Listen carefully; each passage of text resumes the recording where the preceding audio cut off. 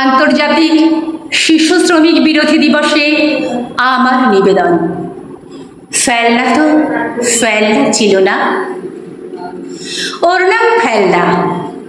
জন্মের 2 বছরের মাথায় মাতৃহারা হবার পর অপায়া অপবাদও জুটেছিল ওর। নামের সাথে পোশাকের মতো। মাতাল বাপ 5 বছরের ছোট্ট ছেলেকে ঢুকিয়ে দিল চায়ের দোকানে বাসন মাজার কাজে। না, লেখাপড়াটা ওর কাছে স্বপ্নই থেকে গেল।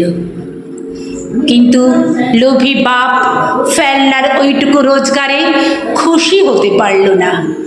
মাত্র 8 বছর বয়সে ইট ভাটার কাজে লাগলো ফেলনা।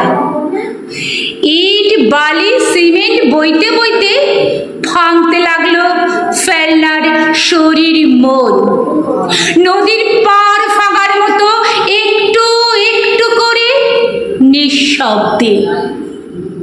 ওর অপুষ্টি আর অমানসিক পরিশ্রমের কষ্ট দেখে ধরিত্রী মাও বোধহয় ব্যাকুল অশ্রুপাত করতেন। তাই ফেলনাকে ডেকে নিলেন নিজের কাছে শান্তির আশ্রয়ে। বলুন তো আপনারা, ফেলনা কি সত্যিই ফেলনা ছিল? একটা সুন্দর শৈশব ওর কি প্রাপ্য ছিল না সভ্য সমাজের দিব্যজনেরা? এবার তো কিছু বলুন, এবার তো মুখ খুলুন, এবার তো একটু প্রতিবাদের আগুন ছড়ান। অবহেলিত শিশুদের একটা সুন্দর শৈশব দান করবার জন্য। বন্ধ হোক শিশুশ্রম, বন্ধ হোক শিশুশ্রম।